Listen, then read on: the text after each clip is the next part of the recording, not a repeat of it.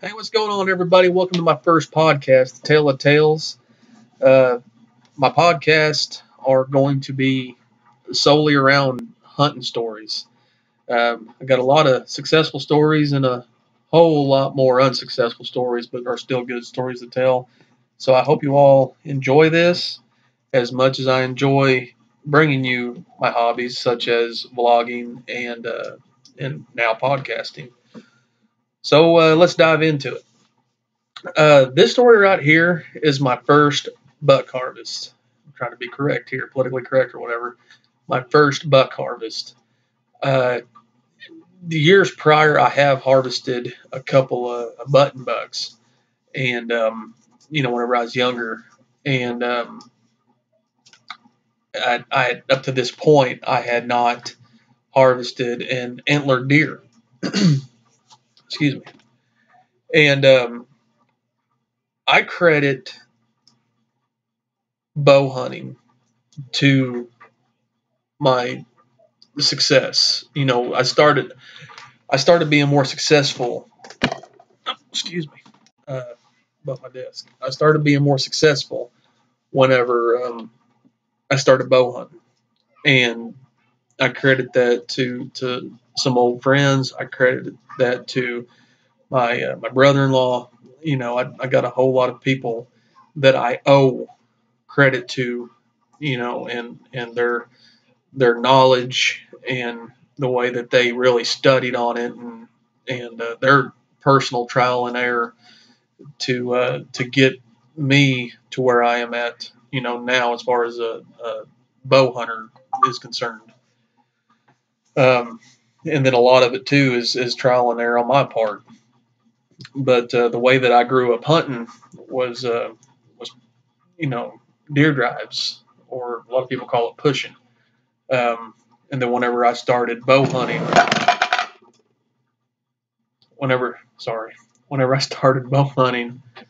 I became a better deer hunter, a student of the game, if you will.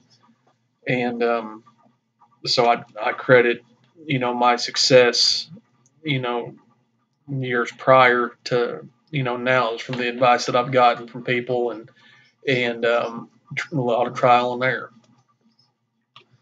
So anyway, like I said, this story is about my first buck harvest. So in 2011, I really, you know, I'm more of I procrastinate a lot. And my brother-in-law comes up to me one July uh, evening, and he said, "Hey, me and Austin, which is his brother, me and Austin are going to go put out some corn and stuff." Excuse me, just got done eating dinner, and I was like, "All right." And he says, "You want to go find you a place to sit? You want to go sit in that tree that you found last year?" And I said, "No." I said, "I'm just not really feeling it right now." And he said, "All right." And he said, "Well, if you're not going to sit in that tree," he says, "can I sit in it?" I said, "Yeah, go ahead." So he goes down there and puts his stuff out. And then a week or two goes by, and he's sitting there checking the game camera at my house. And he shows me this picture. And he says, "You sure you don't want to go sit down there?" It was a bachelor group of some nice bucks, one real big buck. I said, "Yeah, I think I'm ready to go, find me a spot."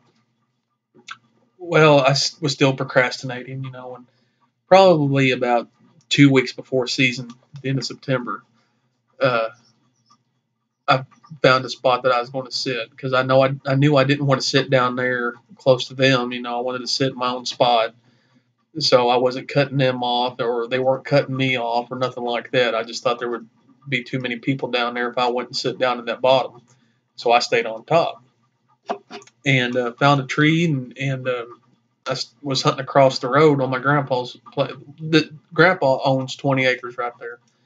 And then we had permission to hunt a 40-acre field, and that was just a good crossing for the deer. That just a good crossing for them. And so I sit on the other side of the road where it literally just drops straight off, pretty much. So I was hunting on top of the hill there, and then a huge drop off into this real deep holler, and that's where I decided I was going to sit. I'd seen a buck there the year before, and thought that was going to be a pretty good spot to sit. So I put out my feed there, and back then you were allowed to feed year round, and now with the CWD outbreak, you can only feed from September 1st, through January, I think. I can't remember. But, back then you could feed earlier. And this is in the state of Arkansas, by the way. So I set everything up. I put my salt lick out. I doused it in molasses, and then I threw corn all on that block, and then I spread corn all around that area right there. And I said, right up there is where I'm going to put my deer stand. A week goes by, and then go back and check the camera, and had like 350 pictures. Boy, I'm excited about this. I'm real excited about it.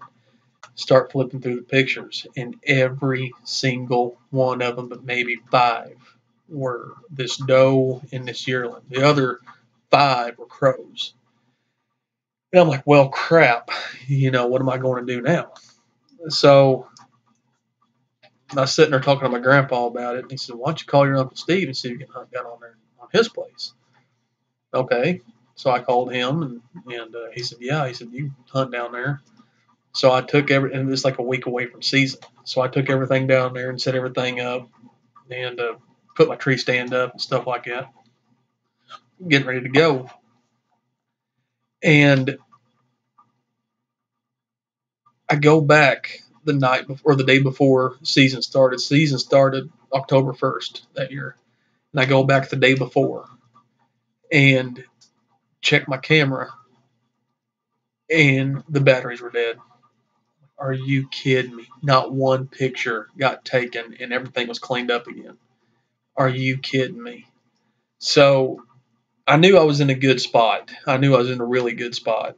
And so I just freshened everything up, and I left. And then me and James, my brother-in-law, and his brother Austin, and their brother-in-law Jason, and all of us, we went out to dinner that night, and just talking about the next day, the first day of season, and how excited we were and stuff like that. Then we went to Walmart and got a few things, and went back to their house and hung out for a little bit, and I went home. I could not sleep that night. I was finally excited about deer season again, and it took a long time for me to get excited about deer season again, and I'm finally excited about it. So I wake up the next morning to James and Austin just hovering over my bed, like, you going to get up? You going to get up? Yeah, yeah. What time is it? Like, it's getting daylight. Let's go. So I sprang up out of bed, and I'm throwing my hunting stuff on. And we're taking off out the door. James and Austin had a longer walk, or not James and Austin, Jason and Austin had a longer walk than I did. So they went ahead and went on, and me and James are sitting there talking. James bought an aerosol can of come here deer, and he said, here, take this with you. He said, let me spray some on my boots, take it with you. All right. So we walked to Grandpa's gate, and he took off through the gate, and because his stand was down in the corner. And then I kept walking to Steve's property. And before I walked down into his property from that dirt road, I sprayed the bottom of my hunting boots with come here deer. And as soon as I get to I could see, I could see pretty good actually. And like the sun was coming up, and I could probably see well enough to kill or harvest one. Excuse me. I could probably see well enough to harvest one. And I sprayed the tree down, and then I went over to the salt lick because it looked like it had been cleaned up again, and I just sprayed that salt lick down, from top to bottom. I used the rest of the can. So I have learned that from now on, whenever I do podcasts, to bring me some water. So I climb up in the tree, get set in, get tied in, and stuff like that. Get my bow up, get the arrow knocked, get ready to go. And I probably went in there 15 minutes, look over, and see a doe and a yearling walking across the woodlot there. They walked right behind my tree. And I said, I'm just going to pass on them for right now. It's the first day. I want to pass on them. So they kept going. And they didn't even look toward the Salt Lick. And that you could smell it, come here, deer. Didn't even look toward it. And it wasn't 3 minutes later. I remember pulling out my phone as soon as they, walked past, and I'm sitting there texting my brother-in-law, this come here deer ain't worth the crap. Just had a doe and a baby walk right past it. Put my phone back in my pocket, and then I heard something walking. I'm like, all right, well, I ain't going to touch that phone now, because I hear something. I know it's a deer. And I thought it might have been that doe and that yearling again. So I just turned my head behind me, and I seen this body of a deer. I'm like, okay. And then I seen him move his head. Whenever I seen him move his head, I seen he had horns. Now, also in the state of Arkansas, the deer have to have 3 on one side before you can harvest them. 3 points on one side. Except now in CWD zones, you're allowed to kill spikes and forked horns, stuff like that. But at this time, they had to have 3 on one side. Well, I looked back and I seen that the deer had 3 on one side. I knew the deer. He was this basket rack 7-point. And we had a ton of pictures of him on James and Austin's camera. More on James's camera than anything. And I knew the deer. And James is after this big 8-point that he called 9-inch nails. That his brow tines were just massive, real long. And so I'm sitting there watching him, and he's kind of walking away. And then he turns around, and he's walking by my tree. I'm like, oh, crap. So I'm getting my bow, and I get the wrist sling on, and I take it off the bow hanger, and I'm sitting there thinking to myself, as soon as he walks behind that tree right there, I'm going to draw back. And like he read the script. He walked right behind that tree, and I drew back. And as he's walking, he puts his head down right there where that salt lick is, and I just put that first pin right behind his shoulder, and I just let it go. Let that arrow fly. Boom. And I remember watching that arrow. It was like slow motion, and it went right through. And he turned and ran down the hill. And I was like, oh my God, I just shot my first buck, So I pull my phone out and I start texting James. And he was, I read the message real quick, and I said, never mind about the come here deer. I said, that stuff works great. I said, I just shot one. I just shot him. He just shot him. And I was like, yeah, I shot him. He thought I shot that big 8-point. He said, which one? He's trying to figure it out. I said, I just shot that basket rack 7-point. He said, all right, I'll be up there in a minute. So I guess he texted Austin, and I just remember getting out of my stand and looking over, and Austin standing right there. And I went, what are you doing? He said, no, James said you shot one. I said, I did. So directly my mom and James come down the road there in Mom's car, and like, well, let's get on the blood trail. He said, did you hear him crash? And I said, I heard him crash. And I said, he's down. I know he's down. So we start trailing, and he probably didn't go 50 yards and laying there dead.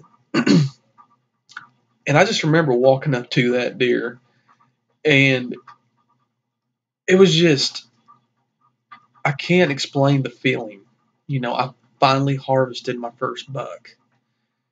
I just could not explain that feeling that came over me. And even though this deer was not a giant by any means, not even a good deer for around where I was hunting at. He wasn't a decent buck or nothing like that. But to me, that deer right there, and I look at every one of my, especially my bucks, whenever I harvest them, I look at every one of my buck harvests as trophies. I don't care if they're little basket racks or big, giant, wide, tall, massive, racks. I look at every one of them as trophies. But you would have thought that I killed a 200-inch non-typical or 200-inch typical because of how, I just I couldn't speak. I didn't know what to say. James even made the comment, well, you're going to pick him up, pick his horns up. I just remember kneeling down behind him and grabbing hold of his horns and picking his head up. And I remember saying this, and James is listening. He'll remember it too.